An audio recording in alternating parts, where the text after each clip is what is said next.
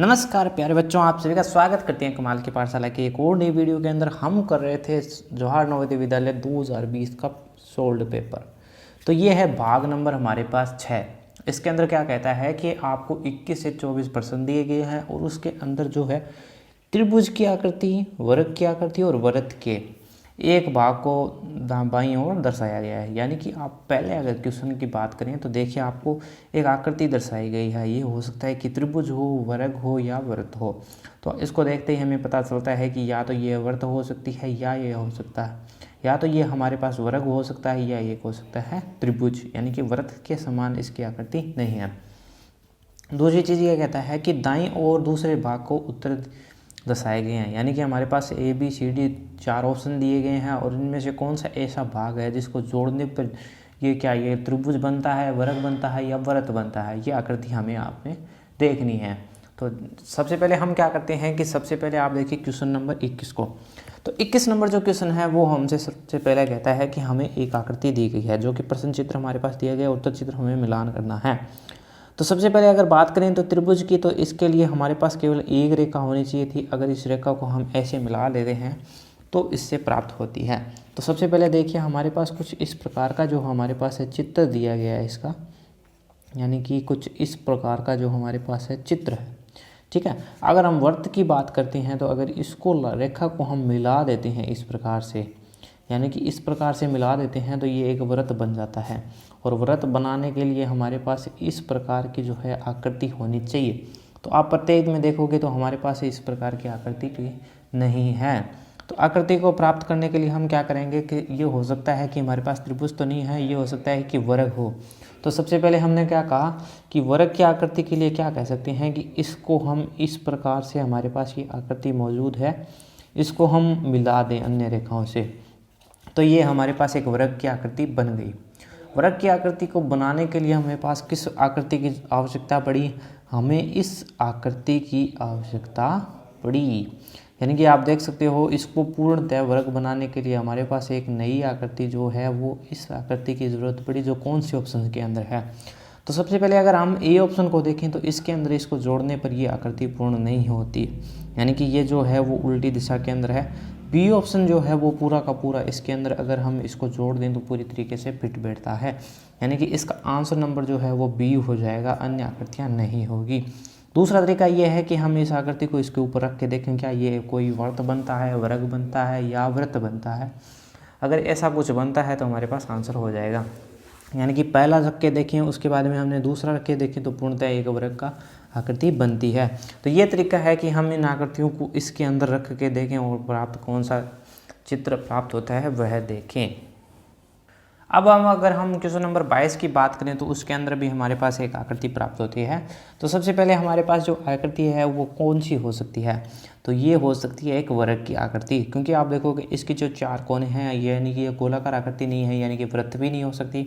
अगर हमारे पास केवल 3 भुजाएं होती, जिसमें आप देखोगे काफ़ी सारी भुजाएं हैं, तो हम त्रिभुज बना सकते थे। लेकिन अब क्या है कि इसमें एक वर्ग की आकृति बन सकती है।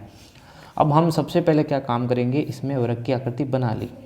ठीक है, वर्ग की आकृति बनाने के बाद हम इसके अंदर कुछ चीज़ें फिट करके देखेंगे क्या ये फिट होती है। तो सबसे पहले देखिए आप पहला ऑप्शन, अगर हम पहला ऑप्शन उठा के देखते हैं तो इसका के अंदर क्या होगा कि इस त्रिभुज को अगर हम फिट करेंगे तो कुछ इस प्रकार की आकृति हमारे पास बन जाएगी। तो ये कोई भी आकृति हमारे पास पूर्ण नहीं हुई, यानी कि ये ऑप्शन नहीं हो सकता। इसके बाद में अगर हमारे पास दूसरा ऑप्शन है उसको अगर हम रख के देखें तो आप देखिए कौन सी आकृति प्राप्त होती है। हमने इसको रख के देखा, यानी कि कुछ इस प्रकार से ये त्रिभुज की आकृति थी, इसको हमने यहाँ पे रख दिया तो कुछ इस प्रकार से बनती है, जो कि एक पूर्ण त्रिभुज नहीं बनाती। और अगली जो आकृति है अगर उसको हम इसके अंदर रख देते हैं, यानी कि ये जो आकृति है इसको हमने इसके अंदर रख दिया तो हमारे पास ये पूरा का पूरा एक वर्ग की आकृति बन गई। यानी कि जो आकृति हमें चाहिए थी वो हमारे पास प्राप्त हो गई, यानी कि इसका आंसर जो है वो आंसर नंबर सी हो जाएगा। दूसरा तरीका था कि हमें पता चल चुका था कि ये एक वर्ग की आकृति है, वर्ग की आकृति है तो हम इसको पूर्ण कर देते हैं, यानी कि पूरा कर दिया। अब हम देखते हैं कि इसको पूरा करने के लिए इस टुकड़े की आवश्यकता पड़ी, और ये टुकड़ा कौन से आंसर के अंदर मैच करता है, तो वो है हमारे पास ऑप्शन नंबर सी। तो इसका आंसर हो जाएगा ऑप्शन नंबर सी। ठीक है प्यारे बच्चों।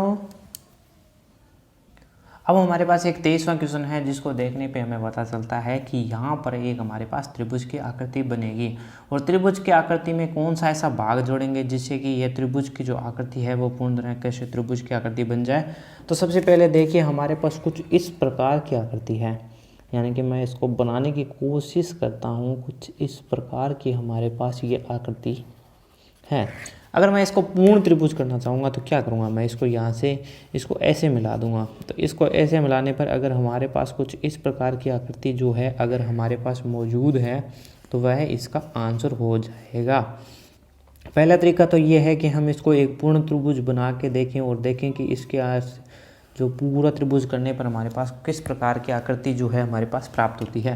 तो सबसे पहले आप देखिए कि जो हम यहाँ पे कर रहे हैं कौन सी आकृति में मिल रहा है।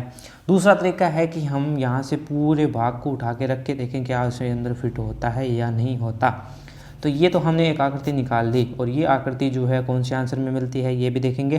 दूसरी चीज़ अगर हम ये देखते हैं कि अगर इस आकृतियों को उठा के यहाँ पे रखें तो क्या पूर्ण तरह बनती है। तो ये देखिए आप सबसे पहले जब ये आकृति आप उठा के रखोगे तो ये जो बीच का भाग है वो खाली रह जाता है, यानी कि ये आकृति पूर्ण तरीके से त्रिभुज की आकृति को नहीं बना पाती है। इसके अंदर का बीच का जो भाग है वो हमारे पास रिक्त रह जाता है। अगर दूसरी आकृति को रख के देखें तो भी यही हमारे पास प्राप्त होता है कि इसके जो बीच के भाग हैं वो रिक्त रह जाते हैं, यानी कि पूरी तरीके से नहीं भरते हैं। तीसरी आकृति को अगर हम रख के देखें तो भी वही चीज़ हमारे पास प्राप्त होती है। अगर हम इस आकृति को और इस आकृति को मिलाते हैं तो हमारे पास समान आकृति प्राप्त होती है। और अगर हम देखें तो ये जो आकृति है वो पूर्ण तरीके से इसमें रखने पर एक त्रिभुज का निर्माण करती है। तो इसका जो आंसर है वो हो जाएगा आंसर नंबर डी। अब हम बात करते हैं 24वें क्वेश्चन की। तो 24वें क्वेश्चन को देखते ही हमें पता चलता है कि ये जो है वो एक वर्ग की आकृति का निर्माण करता है, यानी कि एक वृत्त की आकृति, वर्ग नहीं वृत्त आकृति बनाने का निर्माण करता है, यानी कि एक पूर्ण रूप से गोलाकार आकृति का निर्माण करता है। दूसरी चीज़ प्राप्त होती है कि इसमें से कौन सा ऐसा टुकड़ा हम इसमें जोड़ें कि हमारे पास जो है कि वृत्त की आकृति प्राप्त हो। तो वृत्त की आकृति प्राप्त करने के लिए हमारे पास एक कौन से टुकड़े को हम जोड़ें जिससे हमारे पास एक वृत्त की आकृति प्राप्त हो। तो सबसे पहले आप देखिए हमारे पास क्वेश्चन नंबर के अंदर आप देखोगे तो पूरी की पूरी ब्लैक लाइनें हैं। तो अगर मैं एक वृत्त का निर्माण करूं, वृत्त का हमने निर्माण कर लिया। अगर मैं इस आकृति को बनाने की कोशिश करूं तो कुछ इस प्रकार से बनती है, कुछ इस प्रकार से है ये, और कुछ इस प्रकार के टुकड़े हैं इसके अंदर मौजूद। तो सबसे पहले मैंने जब देखा तो हमें एक प्राप्त हुआ कि अगर हम आधे वृत्त के लिए बात करें तो इसके अंदर हमारे पास कुल 4 भाग हैं, 1 2 3 और 4 भाग, और नीचे हमारे पास 1 भाग ही है। और ये आकृति अगर इसको पूर्ण करते हैं तो नीचे भी हमारे पास 4 भाग होने चाहिए, यानी कि इस आकृति को पूर्ण करने के लिए मेरे पास ये भाग जो है वो रिक्त रहता है, यानी कि ये जो टुकड़ा है मेरे पास जो रिक्त रहता है, अगर ये टुकड़ा कौन से ऑप्शन के अंदर मैच करता है जिससे कि हमारे पास ये इसका जो है वो आंसर प्राप्त हो। तो जब आप ध्यान से देखते हो तो ऑप्शन नंबर ए के अंदर केवल हमारे पास 2 ही जो है वो टुकड़े नजर आते हैं, लेकिन हमको केवल 3 टुकड़े चाहिए, यानी कि 3 टुकड़े पर हो सकते हैं। ऑप्शन नंबर बी के अंदर 3 टुकड़े हैं और कुछ इसी प्रकार की आकृति है, इसके लिए हमारे पास ऑप्शन नंबर बी हो जाएगा।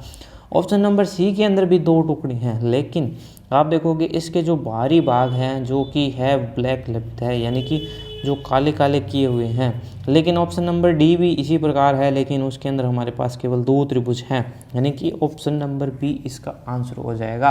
और ये था हमारे पास भाग नंबर 6।